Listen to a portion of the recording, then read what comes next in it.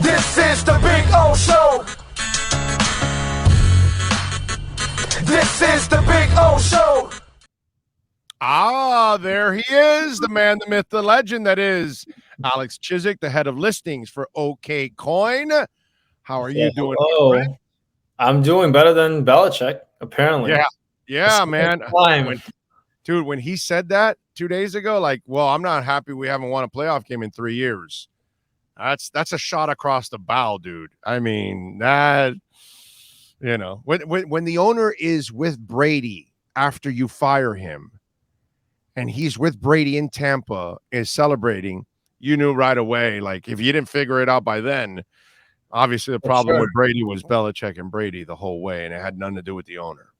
So by the way, yeah, look, better than my Bears. Okay, so that's all I gotta say. Better than my Bears. Oh, but maybe you guys got a quarterback now, man. Who knows? We have a quarterback. We've been saying this since what? 42? Yeah, 42? Exactly. Since 1951, I don't know, something like that. Yeah. No, I mean, when I would watch Walter Payton, and this might be before your time, but I'm watching Walter Payton. It's Bob Avellini and Vince Evans as his quarterbacks and all that, and then finally he got McMahon.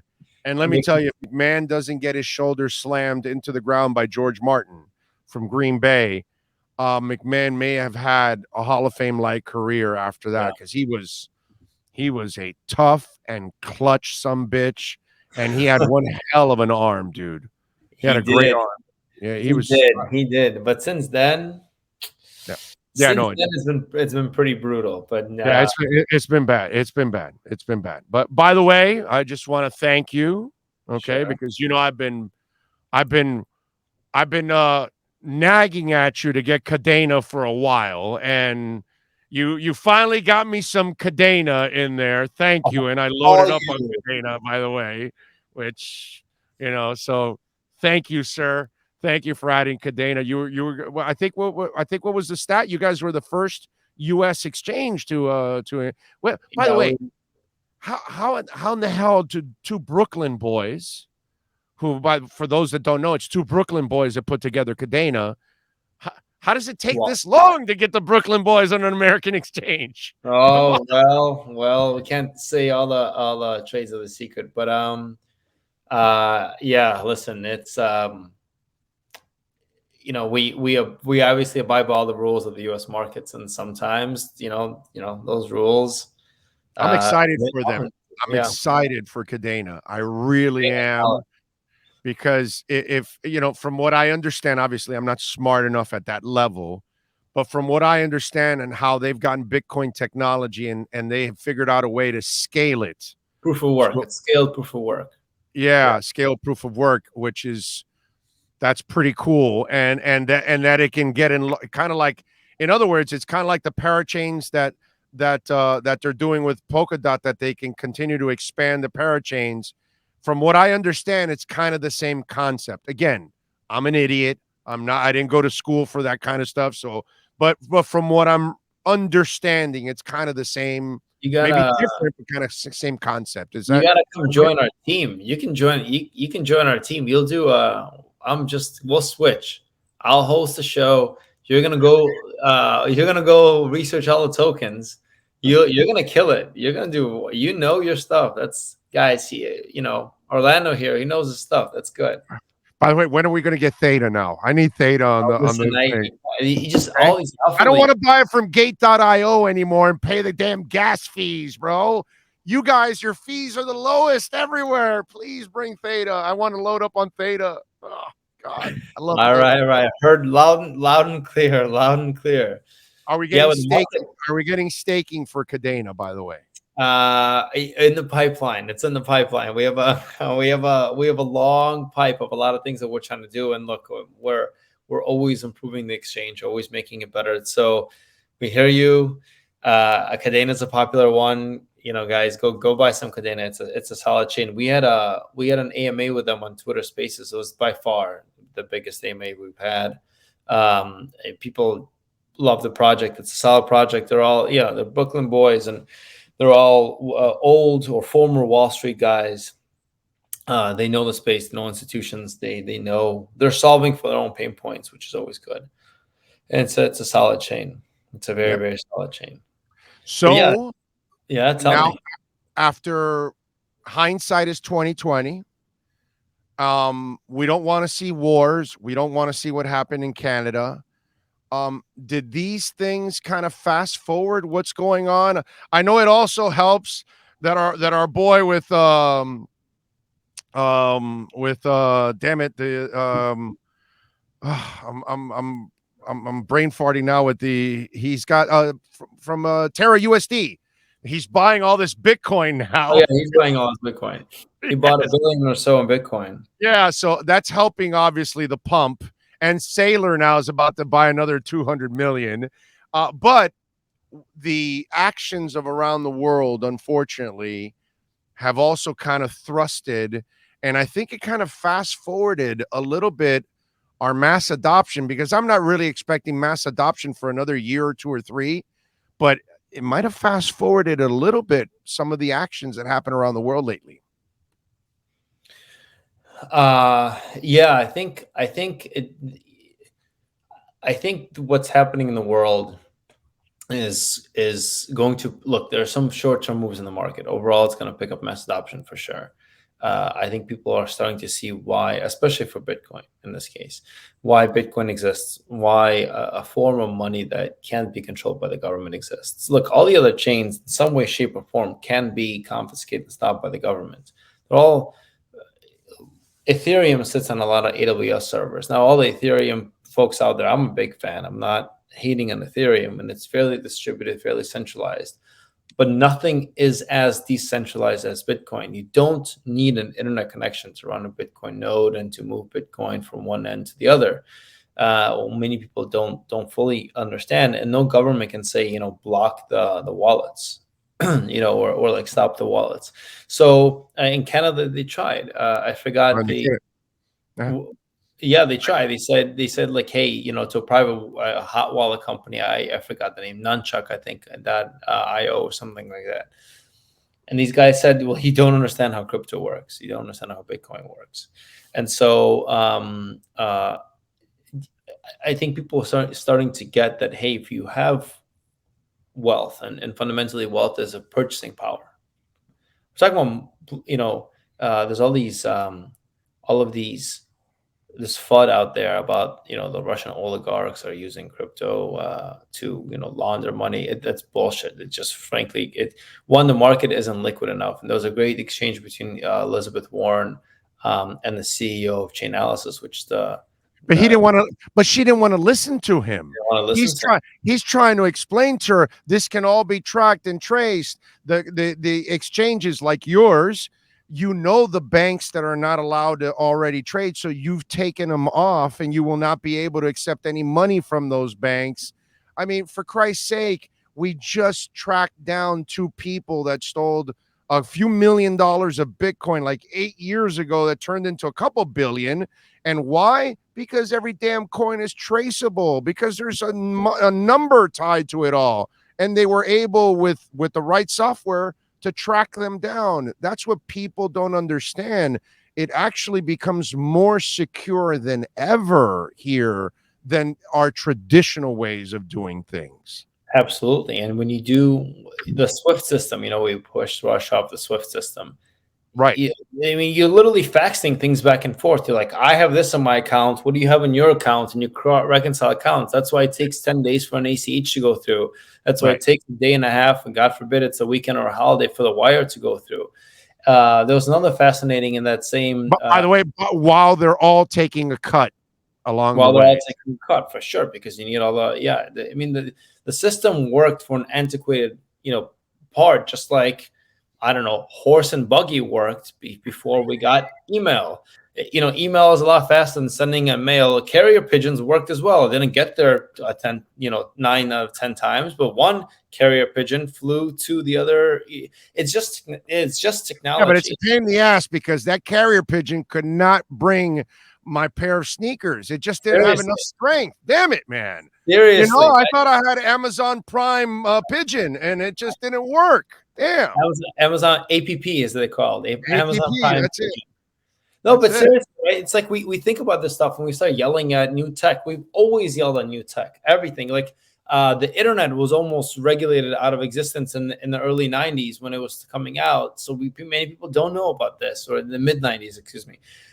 It's like everyone is always afraid of, oh, this new tech will do X, Y, Z. Technology in general improves human life. This is just another step in tech, and it's going to improve human life. You can use anything for bad, and you can use anything for good. And I think the fact that with crypto, the fact that you can follow the coins, ultimately, it'll be the worst place to do illegal activity. The worst. Before, when crypto started, when Bitcoin started in 2009, 10, 11, 12, 13, was it used for illegal activities? Of course. Why? Because, frankly, drugs, porn, all the stuff, the dirty industries. It ran it. But they're the first to adopt any technology. Right. VCRs, DVDs. We talked about DVDs, how great they were. Porn was the first one to adopt DVDs. VCR, same thing. It's just a natural state of things, right? It's like the ones that have a hierarchy of need, so to speak. But it was a nascent little industry. Nobody cared if someone stole a couple thousand from someone else. Right. Now that it's a big industry, it's the word with eyeballs. So now institutional money is in. Now corporations are involved. Now governments are involved. Now it's a whole different ballgame. And back then, it was always public, but nobody cared. Because the only people that were in it were nothing that didn't matter. Now it's public and everybody's going to be involved. And whatever illegal business you may try, it's going to get exposed because the blockchain is public. Absolutely. Absolutely. And it's so funny because you have all these drug deals that happen with suitcases of US dollar cash. Like, still today, they're bringing suitcases of cash and then they launder cash money. So what, do we stop the US dollar? And there are no laundering money through businesses in the blockchain. That's not going to happen. You can't do that. You cannot. It's actually the safest way. The problem is the ignorance. The problem is the intimidation. Yeah. The problem is the education. Yeah. So once we cross those three things, you stop being intimidated, you start getting educated about it, then we can actually move on and you can leave the ignorance behind, because that's what I saw from Elizabeth Warren. I saw a woman that clearly has no concept of what crypto is. And so she's just fed some Facebook facts and she just goes off of it. And that's the sad part, because she had an incredibly intelligent human being in front of her that she could have actually picked up an education, but instead she was so busy trying to win her argument that she just ended up looking like a horse's ass. All right, so let me ask you something on the Bitcoin part. I've been talking about this the last couple of days, and one of the things that I love, the two pumps we had this year were parabolic pumps, and we just shot up. And then we shot right back down and we had a correction. Notice now we go up, find a little plateau, we go up. We've been stuck right now here at 47, 48. We've been stuck for 3 days now. And I keep telling everybody, this is the healthy climb we did not have the last two times around. When it climbs a little and it falls and it ends in a floor for a while, and then it goes back up again and floors another floor, and that's the healthiest way it can grow. Agree or disagree on that? Look, agree. When the first time I went from, it was like 10 then 20, then it shot from 20 past 30. I think it went up to 40, dropped down to 30, then went back up to 65. It was massive retail FOMO, right? And institutional FOMO back then.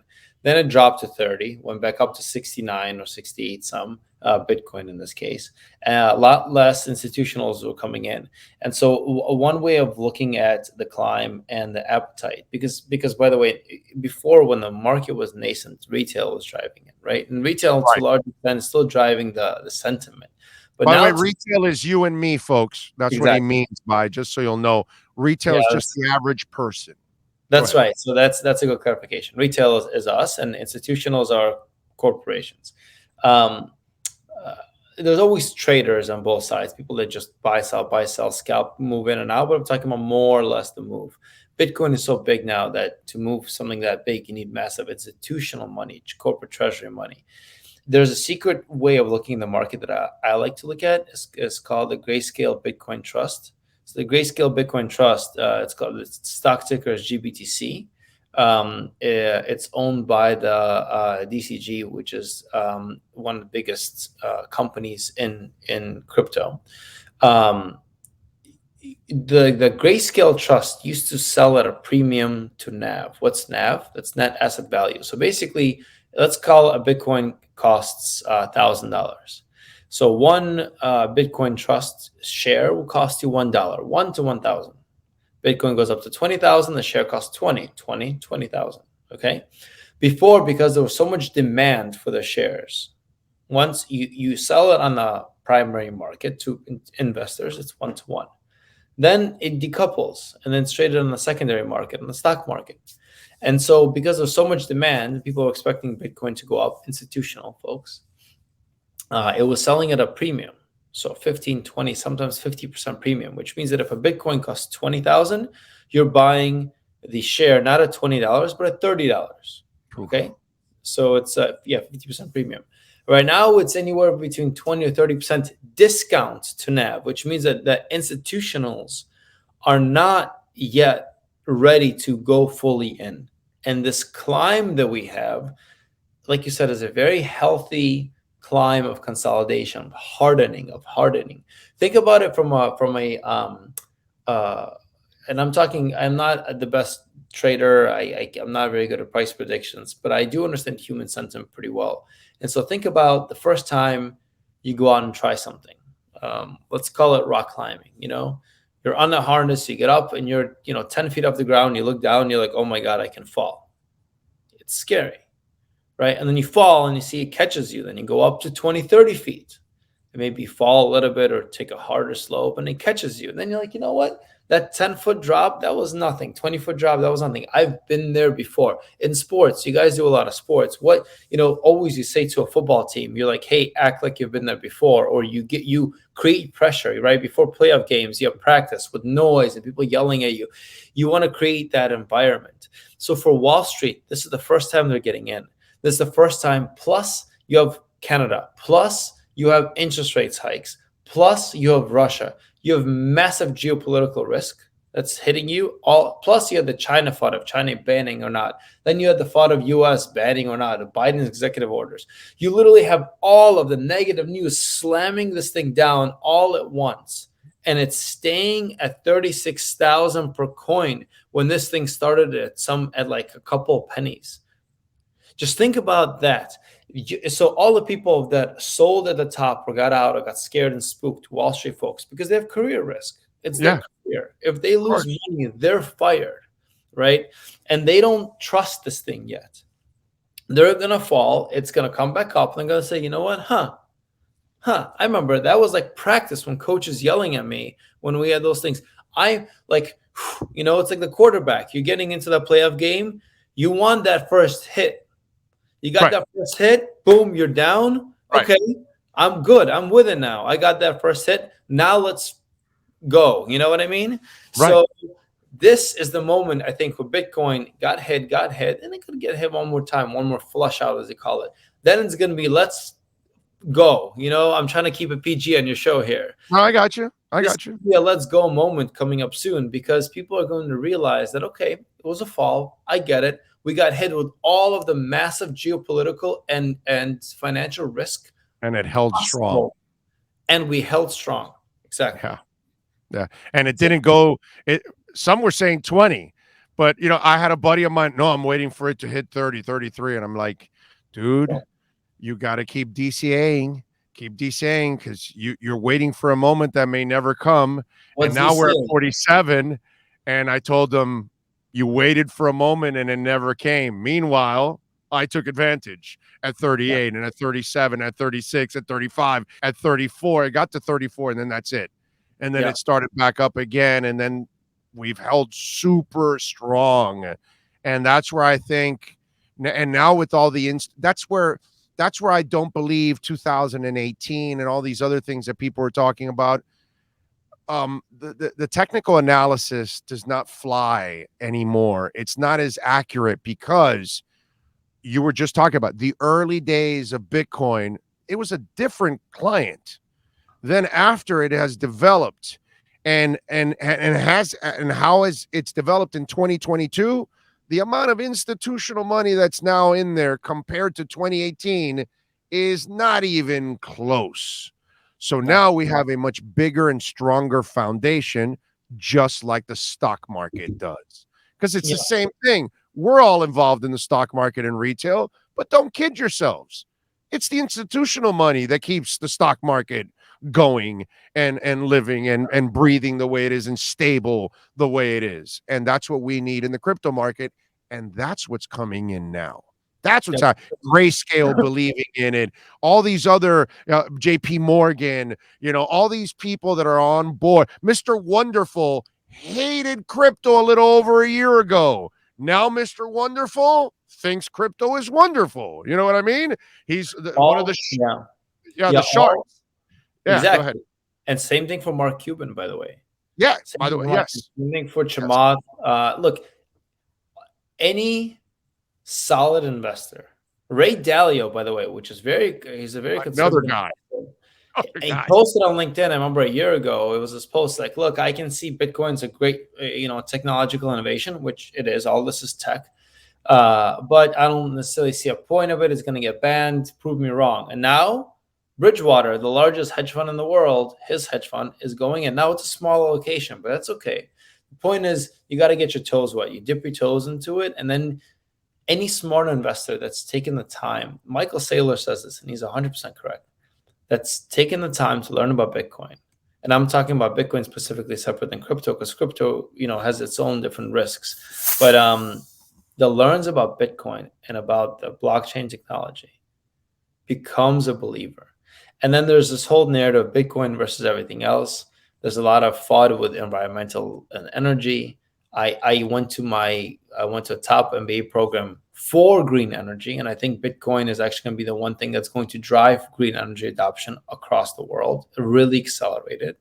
Okay, so all these things are just talking points, and anyone studied Bitcoin and crypto at length and put in the time comes out the other side saying, "Holy shit, this is going to revolutionize the world, and I need to get in. And why don't I have enough money to buy more?" And I'll just say this last thing. There's a meme in the crypto space, and for those of you who are deep in it, you're kind of crypto wealthy. A lot of these folks have become millionaires, but you're eating ramen noodles and you're living in some studio apartment, because when you understand what it is, you literally can't scrape up enough money to put into more into crypto. Look, I'm not advocating this lifestyle actually, but it's a kind of a tongue-in-cheek meme that's fairly true. Don't go all in. Have enough that you can live on. Don't jeopardize your lifestyle. Ultimately, we make money so that we can enjoy it with our friends and loved ones and family. Don't overextend yourself. Don't use leverage. Do not use leverage. Okay? Never. Ever. You know what I always say? Sean, do me a favor. I just sent you something on your Twitter there. Pull it up for me on the screen here for me, because I want to show something to people, because there's a lot of FUD out there. But I always tell people, Alex, don't invest your rent or your mortgage. Invest the money that you don't need. The money that you would have put in your savings account, and it can sit there if you have patience.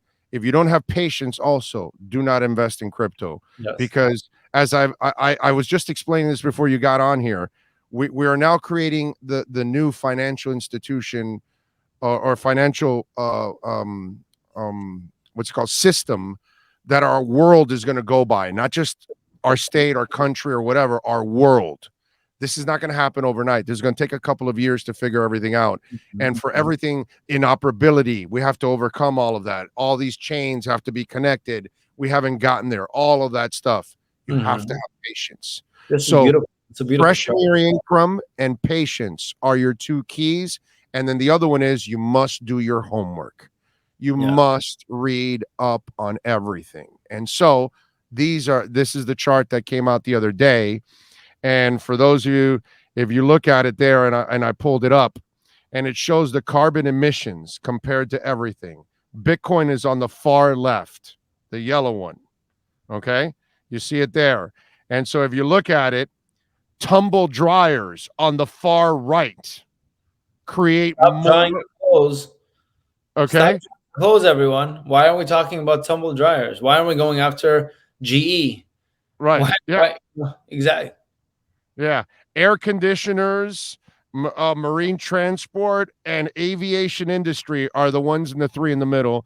They're the ones that create more carbon emission problems. Meanwhile, people are talking about Bitcoin on the far left. And look at it. It's the gold industry is right next to it, and it's worse on emissions and our environment. These are the things, and that's the problem that happens in our world. And people like Elizabeth Warren, they end up repeating this stuff without actually doing their homework. And that's the problem here. And they say, oh, it's terrible for the environment. Actually, dude, hair dryers are worse. It's like, come on, dude. I mean, tumble dryers are worse. I mean, come on, man. It's ridiculous. It's just, again, it's just a matter, what I said before, the ignorance. And you said it too. It was like with the internet. It's just one of those things that it's so new. You're so intimidated. You're like, oh, no, dude. No, this will never work. Or, what, you're going to fly? What, you're going to go to the moon? What mobile phones? Oh, get out of here. I mean, you know how the mobile phone happened, right? That AT&T, they thought it was a ridiculous technology, and they gave it to this lesser company. And then the lesser company made themselves billions because they became the mobile monsters out of it all. So that shows you that the people that were in the phone business didn't think that cell phones were going to work. That's how ignorant they were about it. Think about that one. How crazy that is. For sure. What did you bring up here, bro? What is this? So this is an incredible website. This is the University of Cambridge. Okay. If you click accept, the University of Cambridge has an unbiased study of Bitcoin. Now, this is all of the power used. So people talk about Bitcoin power, how much power it uses. It's different than emissions, because you can use more power, and if it's all green, you have zero emissions, and you're using a whole lot of power, which we should be thankful for. That's a really good thing. So here, people, if you go to comparisons, for example, or mining map, this website for your viewers, I go to all the time. It's an unbiased. University of Cambridge is a very reputable source, and it talks about what's used where, terawatt hours, and this will paint a quote unquote worse image of Bitcoin just because it uses power. Doesn't mean it creates emissions. It uses a more proportion of green power, over 50% green power than anything else. And so you can keep on scrolling down. There's a lot of interesting things here about what they're doing versus gold. So look at this. This is interesting, right? So go back up. So look at Bitcoin is actually, call it equal in terms of terawatt hours power usage as gold. Remember? But if we see your other chart for emissions, it has a third of the emissions. Right. So they're using the exact same power, but Bitcoin is a third of the emissions. Why? Because they use renewables, and gold uses dirty energy. So it's not even close when we're talking about these comparisons. But if you scroll down more, there's a lot of good stuff in here. They have country ranks. They have like this they're showing industries.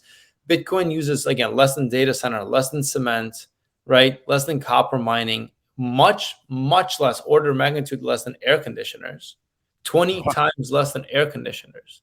Right? So it just puts things into perspective. And again, this is power, not emissions. Right. And you have loss and waste. I love this website because when people talk to me about renewable energy and Bitcoin and come up with this FUD, I just point them there and say, look, you don't trust Cambridge? Cambridge is a pretty good university, not to trust. But I guess you'll have naysayers everywhere.